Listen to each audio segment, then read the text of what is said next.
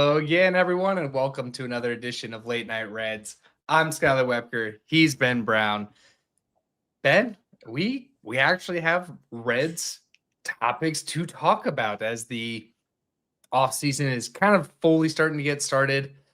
Full disclaimer, right before this show started, Josh Naylor has signed with the Mariners a 5-year deal. I haven't seen any numbers around it yet, so if anybody sees it, put it in the chat. But a 5-year deal for a guy, he's 20, he'll be 29 years old. So, but I think he's kind of right in that, maybe not Kyle Schwarber level, but maybe the rung below. So curious to see what those numbers come out to as far as it relates to a Kyle Schwarber or Pete Alonso market. But before we get to that, some actual Reds transactions and moves. Old friend TJ Antone has signed back with the organization. Look, rooting for him all the way, but hard to. I don't know where he is in the system. I don't know if they're bringing him in. It wasn't a major league deal, so it's somewhere, a minor league deal somewhere. But what do you anticipate out of a guy coming back from a third Tommy John? Not much. The signing, I want to say it surprised me, but it didn't, because I mean it's kind of the Reds MO. You know what I mean? Like, they're going with something that they know, rather than they don't. And he's a guy that they know and they trust, and he's been in that organization for a while. And you know, even though he's coming off his third Tommy John, the Reds know that they could sign him for low and keep him in the minors for when they need him. So I'm kind of not surprised that they did, but then again, I am, because it's like, dude, 3 Tommy John surgeries is a lot. Like like that's a lot of just rehabbing and trying to build your body back and all that stuff. So, you know, I mean, if the Reds are vested and want to make that, you know, they made that commitment to him, I guess they feel like he's strong enough to be a guy that's in their farm system as kind of like a maybe like a backup plan in case they don't get the guys they sign. And it's a guy that you know, and a guy that you know, when healthy, has decent stuff. So maybe that's what they're thinking. But three Tommy Johns, dude, that's a lot. Yeah, it is a lot. And he has gone between the or at least 2 Tommy Johns.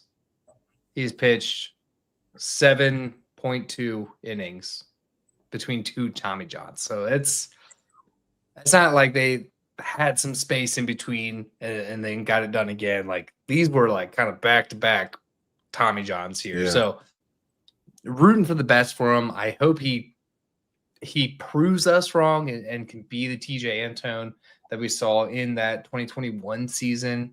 But he's got a long road ahead of him, but I'm glad the Reds are keeping him around and keeping him in the organization, because he was one of those guys, kind of like Trevor Bauer, who had an obscure workout routine or pregame routine and really into the sabermetrics of a lot of stuff, without kind of the bizarreness that became Trevor Bauer. So I like that as far as maybe a mentorship to some guys. Yeah, no, I could definitely see that. He's a guy, you know, he's ran the gamut, right? Like, he's been a minor league player, he's been a major league player, he's been hurt, he's been healthy, he's had long stints on the IR, he's had, he's kind of seen it all. So to have a guy in your system that's been through it and been battle tested, and could be around young guys and say, hey, okay, this is how I did this, or this is how I bounced back, or this is how I did, whatever. It's never a bad thing. I just don't, I hope for his sake that he becomes serviceable enough to be able to do what he needs to do to get back to the major league roster. But, the Reds, like I said, the Reds believe in him. The Reds believe that he's still got some juice left. And like I said, you sign a guy that at least you know. And I didn't see the numbers on the deal or whatever the case may be, but I would assume that they got a fairly good deal on him. So it's a guy that they know that could come into the bullpen if he remains healthy, Hmm. and be able to be in another bullpen arm for them for probably pennies on the dollar, I would assume. Yeah, you'd hope so. And kind of in that pitching and bullpen area, the Reds announced that they've hired a new bullpen coach, Oscar Martin. Truthfully, didn't know a ton about Oscar Martin until I started looking up. He's got 5 years of experience as a pitching coach and in the MLB level. His last tenure was with the Pirates, where he helped develop guys like Paul Skeens and Mitch Keller. So it's good to see that the Reds are getting qualified candidates versus, I don't want to say like what we've seen in the past, but definitely like so the promote within and like let's just grab whoever the pitching coach in AAA is and bring him up here. It Yeah. feels good that they're hiring qualified, experienced candidates. Something that they didn't really do with David Bell. They did with Derek Johnson, and they've gotten the fruits of that labor with Derek Johnson because everything he touches turns to gold. They're starting to Mhm. see that with Tito, like hiring experienced people help your organization. Yeah, and I think that's something that they've realized, especially with the Tito hire. Like there are some things that you can skimp around and not, buy into. People Mhm, that you have on your staff isn't one of them. Like you've got to have good people on your staff. You've got to have people that have baseball knowledge and can develop people. And mhm, I think what gets lost is that people don't realize yes, they are freak athletes and they have God given ability.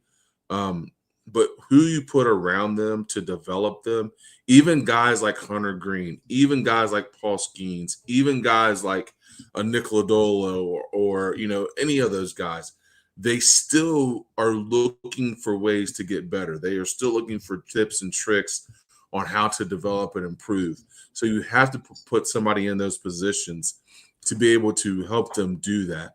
Um, that's the job of those guys that you hire. And if you skimp on that and you put a guy there that's not as developed or not as good or not as polished, and you put a person in that position, you're not helping your staff get better. You're not helping your team get better. So I'm hoping the Reds are leaning on that track, and which it looks like they are. Uh, Trying to get guys in there that are going to develop the guys that you have to get better. yeah, and it's refreshing to see. I mean, granted, all of these other teams they have the big payroll like the Dodgers and stuff like that, but they still have Hall of Fame like coaching staffs around them. It isn't just the players being excellent, which they are, but if you look at like Cleveland outdoes the Reds almost every year. They always are in the playoffs. They're always first, second round, third round exits, but um they're always competitive and they're always in it. And a lot of it is because of the staff that they assemble who can develop Cleveland to be this pitching factory that they have been over the past couple of years, who can develop guys like, we talk about why Tito is so important because he developed guys like Francisco Lindor and Jose Ramirez. And I think the Reds are starting to catch on that like these are areas that we shouldn't cheap out on. Yeah, no, absolutely. All young talent, all young guys that are looking to get better to raise their game are looking for somebody that's going to push them to be better. And I think Mhm. that's why you look at a guy like Ellie De La Cruz and why he has such a good relationship with Terry Francona, because you see the talent that Ellie has, the talent that Ellie has, but even Ellie knows he needs to be better. So like, how do I get better? How do I get to that next level? And he knows Terry Francona has taken guys like Dustin Pedroia.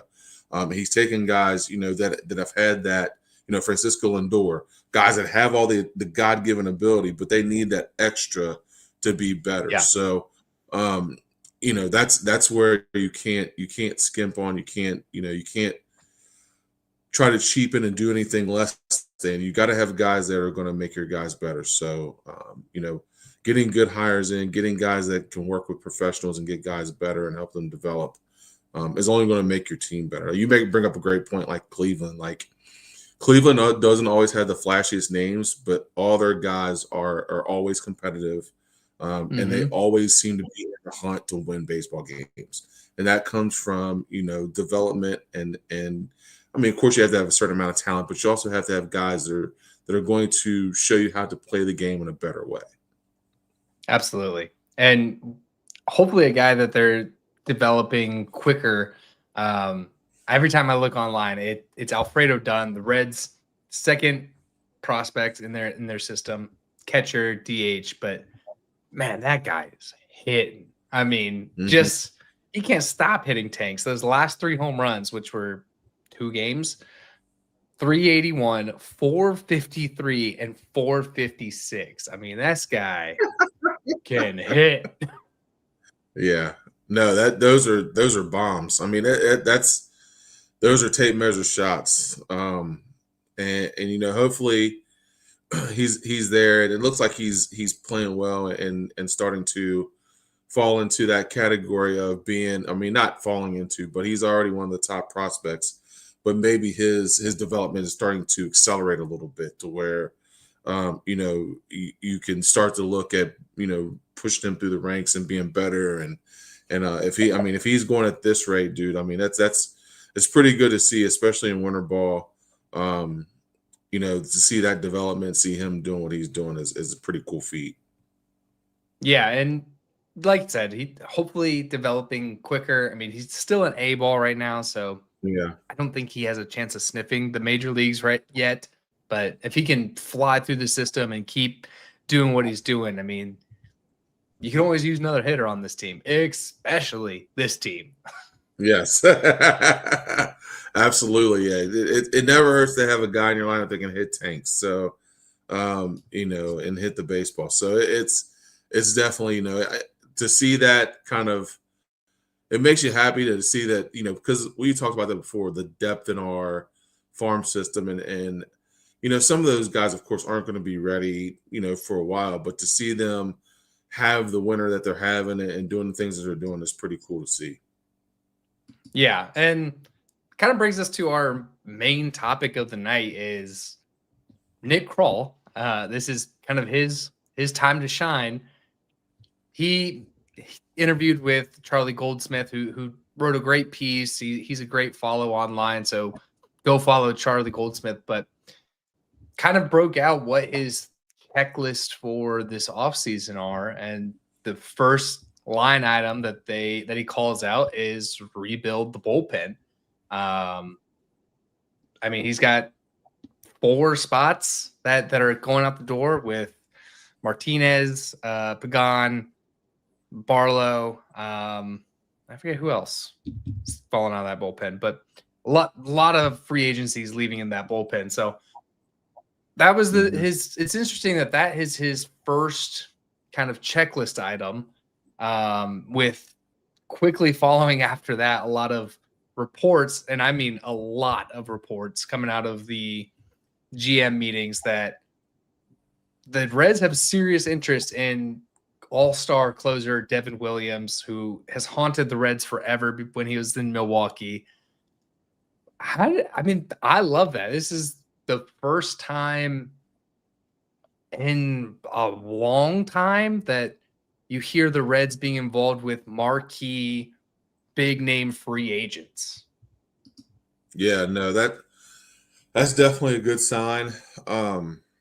Because it shows that we're not walking into this offseason blindly, right? Like Mm, we always talk about that, right? With like having a plan. So it was good to see in that interview that he talked about a semblance of what he wants to develop, which makes you feel better, because usually it's the standard line of, oh, we're going to do what's best for the team, and we're going to stay within the Reds budget, and we're going to, but like, it's usually that standard stuff that you hear and you're like, oh man, this is going to be the same old off season where we find a guy late that got cut from one team, we pick him up off of waivers, and you're like, gosh dang, like let's not go into that. Let's go on with a plan, knowing an idea of what we want to do and what we had to develop. And it sounded like in that interview, it sounded like he has a plan of what he wants to do. He knows he's losing bullpen arms. You know you're going to have a bullpen, and you know you have to bring some juice to that lineup. Like you know that. So I'm hoping it's not empty words. I'm hoping it's not something where he's just trying to appease Reds Nation and saying all the right things, and then it falls flat. I'm hoping that there's a follow up, and like you said, with the smoke, there's fire, and there's guys. It's good to hear that guys are talking about signing with the Reds and big time free agents, and we've already been linked to Kyle Schwarber and some other guys. So like, you're hoping that those things are building momentum into a good offseason for the Reds. Yeah, and like I said, it's good to hear. Obviously, Nick Krall say the things. Don't get me wrong; those things were still in there. We gotta be within budget. The Krallisms were still there, but it's great how it lined up with his first bullet point was rebuild the bullpen, and then having not just him say, "Oh, we're interested in guys," because he'll tell you he's like, "Oh, we're interested in people," which I always imagine the conversation going, "Hey, you want to play for the Reds for less money?" No. All right, bye. Like, I feel like that's every interested in conversation with Nick Krall. He's like, we want 18. We'll give you 12. Nah, we're good.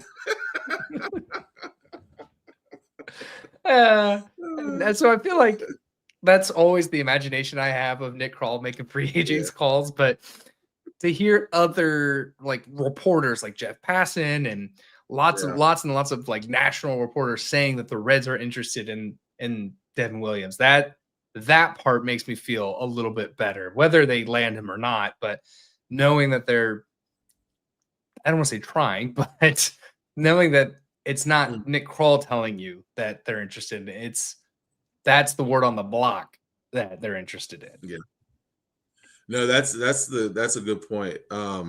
It makes you feel better when you turn on MLB Network and it's actually reputable reporters saying, "Hey, these guys are being mentioned with the Reds." So you're like, okay, maybe there is something to it. Because those guys, I mean, they do a great job at their job, right? Like, I mean, that there has to be something going on the beat to where they're like, okay, well, the Reds must have reached out to them somehow, because if not, they're not going to be mentioned. There's a lot, there's a lot of things that you can do, but you can't report on things that are just pipelines. Like you have to have some kind of factual contact, or, well, I say that reputable reporters. They have to have some kind of contact or know somebody in the know that they're hearing that the Reds are reaching out to these people. So I'm hoping that that's the case.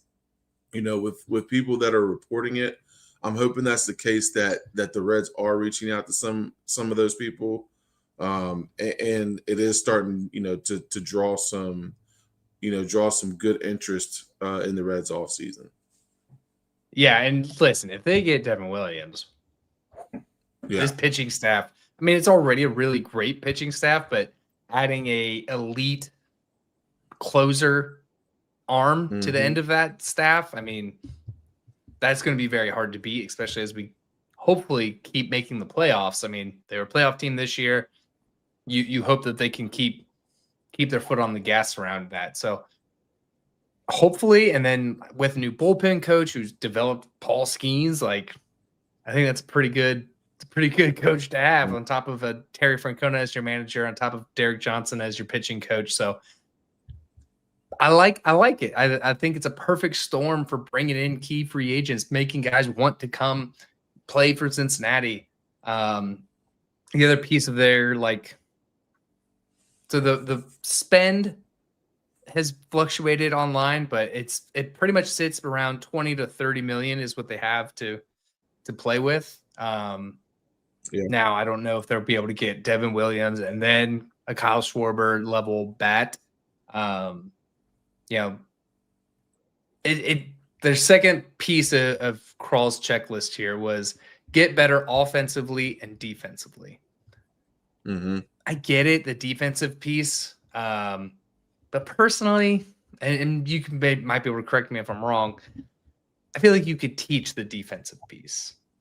Mm-hmm. Like you can get guys to be positioned better defensively, set them up better defensively. Maybe not all the guys will have the same range or arm, but where they set up on the field, you could kind of scheme better to have better defensive results. It's the offensive piece that, like, yes, you need to get better offensively. How? Mm-hmm. How are you going to do it? Yeah, no, I agree with you on that. Um, Defensively, I feel like is something that is it's a fundamental thing. Like I feel like there are some times where you just have lapses in fundamentals. Yep. So you have to go back in and preach that kind of stuff. And you wouldn't think that you would with professional baseball players, but I mean, they're also human beings. Like you know, it's practice and you know, it's fundamentals. And I think that I think you have a really good defensive corners. So I mean, Spencer Steer was top 3 in Gold Glove. Key Brian Yep. Hayes was up for a Platinum Glove. So I mean, you're good there. They always say that if you're good up the middle, then you're all right. TJ Friedel is a pretty good center fielder. You know, the biggest one is making Ellie better defensively, and I think Yep. you can. I really do. I think that that's a possibility. I don't think it's a. I don't honestly. I don't think it's a lack of ability. Of course, obviously, Ellie is a freak athlete, can do a lot of things well.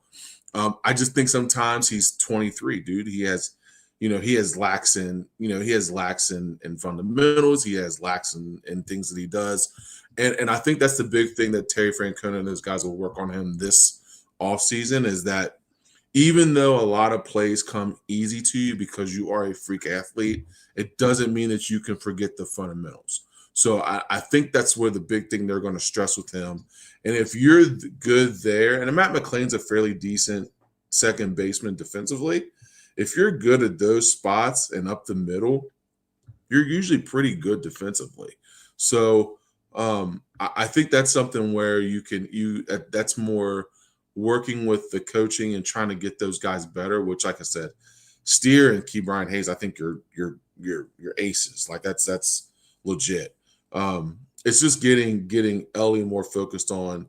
Hey, we know you're a freak athlete. We know you can make all kinds of plays, but let's make the routine plays routine all the Yep. time.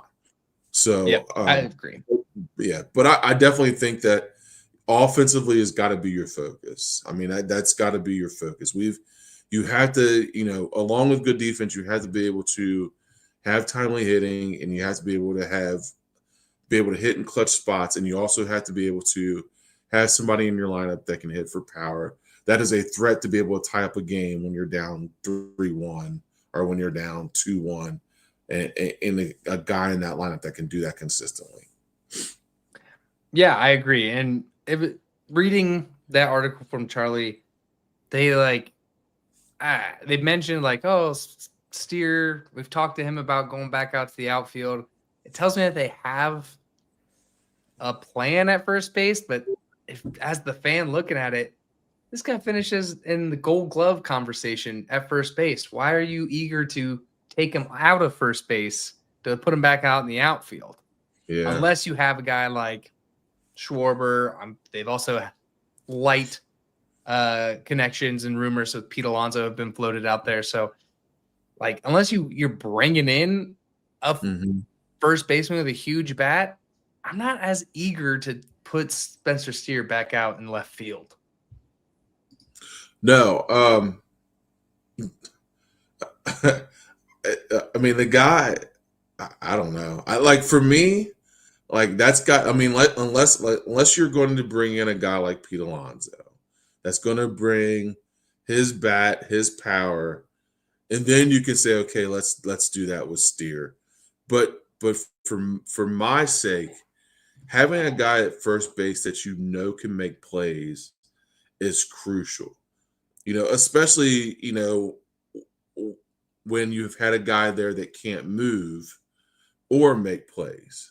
You know, and I'm like I said, I'm not here to knock CES or whatever like that. But you could Hmm. clearly tell the difference when Spencer Steer is playing first as opposed to when CES is playing first. That's clear as day. So Yeah.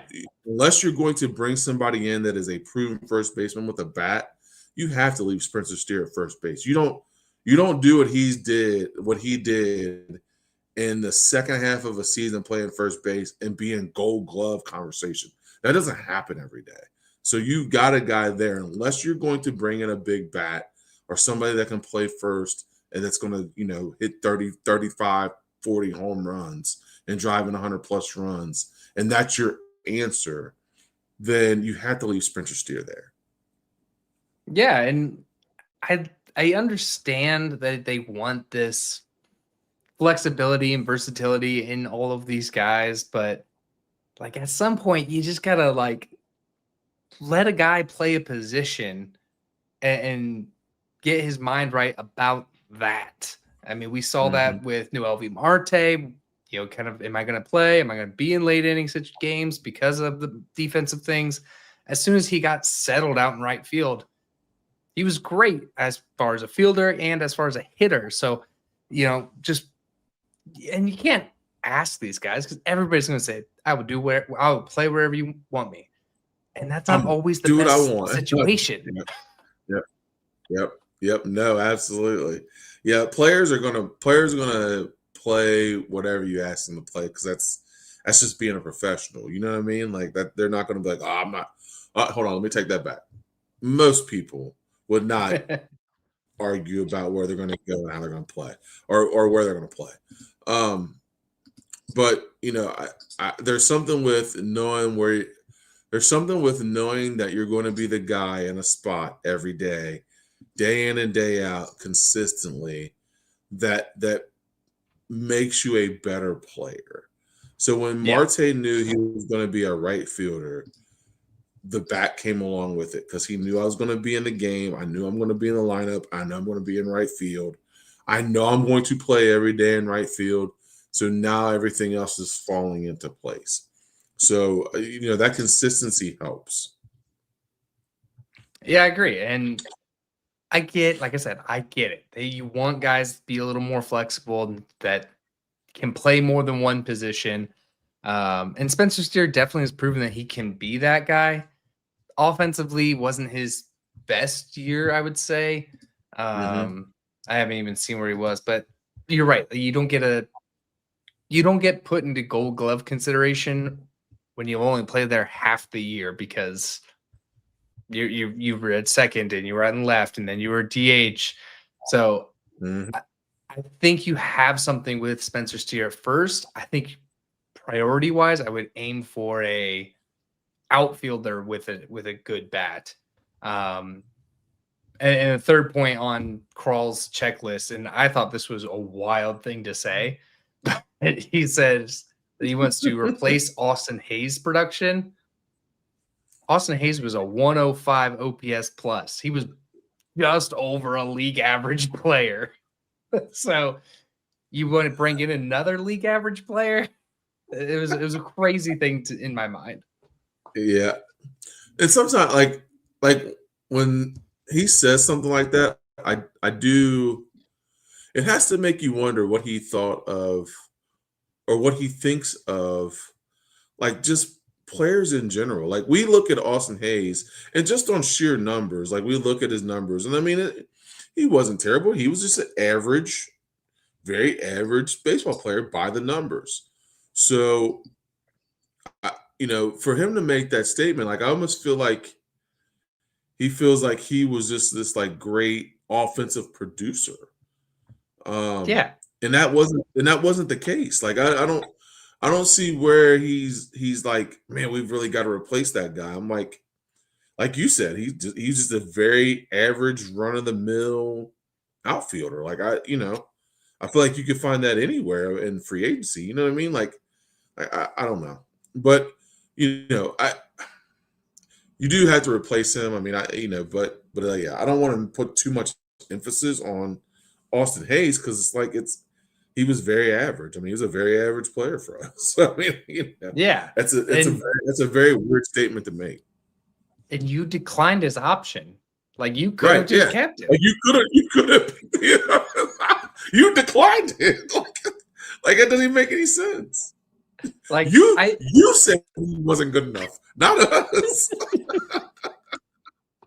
and like You just said looking that. at who all left, I would much more be focused on Miguel Andujar, who posted a 153 Yes. OPS plus for you. Yes.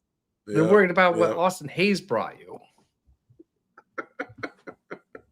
The It guy was you a declined weird, is not. very weird comment. Yeah.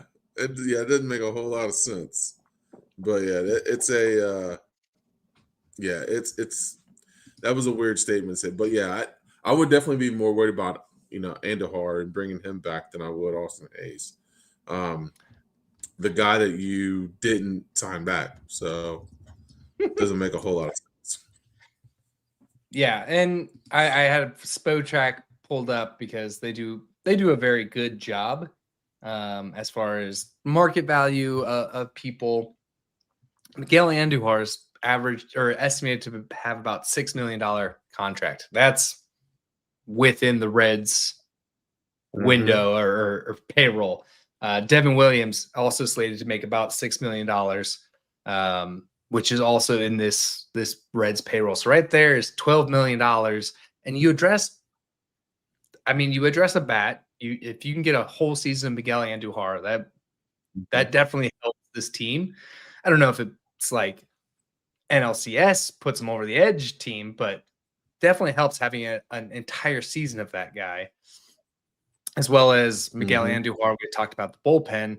So just in $12 million, which is less than half of what you're estimated to spend, you solve two of your biggest needs. So that's where my mind goes. I know you still probably need another bat on top of Miguel Andujar, but just as the fan, I think those are the two sensible moves that I definitely see this team making.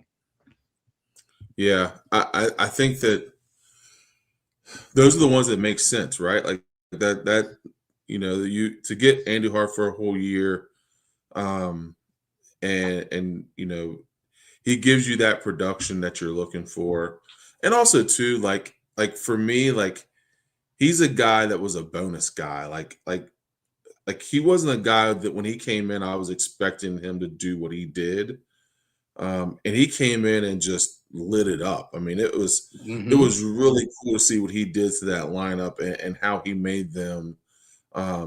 He started providing runs and providing a little shelter for Ellie. And yeah, like he was a big difference coming down the stretch in that lineup when he was healthy, and able to play. So I think he's well worth re-signing. And then if you can get Devin Williams for the $6 million as well, I mean, that's two guys, like you said, two guys where you can already start to shape what you were looking to shape in the offseason already. And I think Devin Williams is a guy that if you want to make a run at the playoffs and you have a guy like that on the back end of your bullpen, that's where the success starts. Yeah, and like I said, there's still a lot more moves that they're going to have to make, but I think you start with there. You have two holes addressed, and then you can keep building upon that. We know that the Reds aren't going to land the big fish. They're not in the Kyle Tucker market. They're not in the Cody Bellinger market. But if you can get some of these guys that just firsthand, Miguel Andujar can produce for you. You know it because he did it. Devin Williams is an excellent pitcher because you faced him for 6 years while he was in Milwaukee. So these guys can absolutely be critical for your team. I think that's where you have to. I think maybe that's where the Reds can have this turning point in their free agent records is guys that you experience firsthand, whether it's an opponent, a divisional rival like Devin Williams, or has already been on your team and produced like Miguel Andujar. I think that might turn their ways around on because we've talked ad nauseum how they are stinkers in free agency. No, I think I think that's a starting point, and I think that's where you start to show what you're trying to build, right? Like if you know you have to address these things in the offseason, you start with those two signings, people know that you're serious about the offseason, right? Like you're bringing in Andrew Har, who produced for you that you know can produce, and Devin Williams, who secures the back half of your bullpen. You bring those two guys in to kick off free agency for you, and you're looking at building your roster and building a team. It tells everybody else on that roster and in that lineup that like you're serious about the run we made. You're serious about what we're trying to do in the offseason. And even though we're not going to go, like you said, we're not going to get the Kyle Tuckers. We're not going to go to the Bellinger. Like that's fine. But there are guys out there that are affordable to the Reds that you can build around and build a great team around within your structure. I agree. And I'm just now thinking about this piece, but some of the other rumors of what other teams in your division are going to do should give the Reds a little even more incentive to put their foot on the gas pedal, because the Cardinals have basically came out and said, we're rebuilding. We are selling off everything that isn't bolted to the floor. I mean, they haven't been great in a while anyway, so they haven't been in the purview. The Pirates said they're going to put $30 million into their payroll, and I don't think they are $30 million close. I mean, they're probably $130 million away, but leave that as it may. The Cubs obviously losing Kyle Tucker. They're shopping out Imanaga. They're losing quite a few people as well. So it's really just like you and the Brewers. And obviously the Brewers are always the Brewers. They are always good because the fundamentals, like you explained before. So if you got to just get a couple of guys to be closer to the Brewers or get over the Brewers, like that's a good pathway into making sure you're in this playoff contention year in and year out. Yeah. And I think that's the thing that Terry Francona is looking for, right? Like you can put together a good season once, but can you do it consistently? Can you put guys in this lineup and put guys around this organization that can do it consistently? And you know, you don't have any better role model than the team in your division, the Milwaukee Brewers, right? Like just the model of consistency. We're going to bring guys in. They're going to do things our way, and we're going to be consistently a good team year in and year out. Now, the Cardinals were that way for a long time, and you know they've fallen on hard times. But that organization is so good that you give them a few years, they're going to be back. Now, one organization that's never going to be back is the Pirates. Like that's always been like for some odd reason, like. I mean, since like Dave Parker and Willie Stargell, like they, you know, well, no, I'll give them the 80s too. They had Van Slyke and Sid Bream and those guys, but like they've always been one of those teams where they haven't been able to put together consistently. And now you have the NL Cy Young winner, and you still don't have a winning product.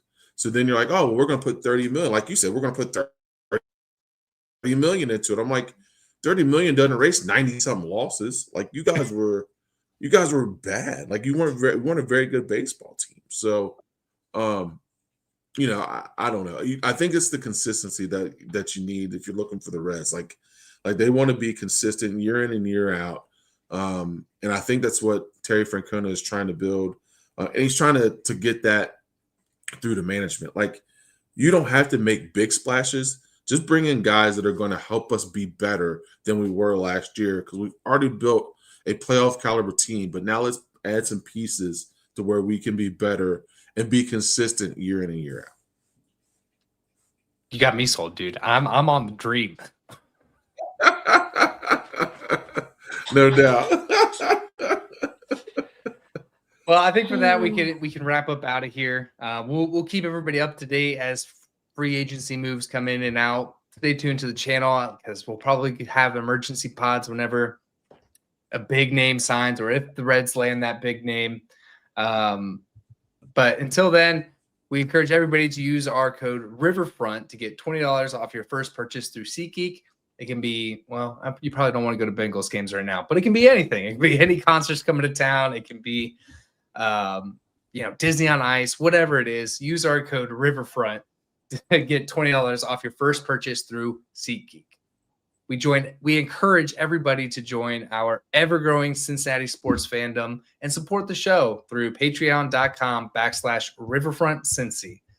Any price level gets you into our Slack channel, which allow you to communicate with us and Seth and get your questions answered on shows. And it's just a good old time. Like I said, $2, it's all it takes. It's cheaper than a cup of coffee a month. So please support the show through patreon.com/riverfrontcincy. Follow us on all of the socials, Twitter, Instagram, Facebook. We're at Riverfront Cincy. And please subscribe to the audio version of this show through any of your podcast apps for free. Give us a rating and review on iTunes and elsewhere. Be a friend, tell a friend. Let us know what you want to hear. Let us know what you don't. We're just Reds fans trying to put on a good show for other Reds fans. So for that, he's Ben Brown. I'm Skylar Webker. Go Reds.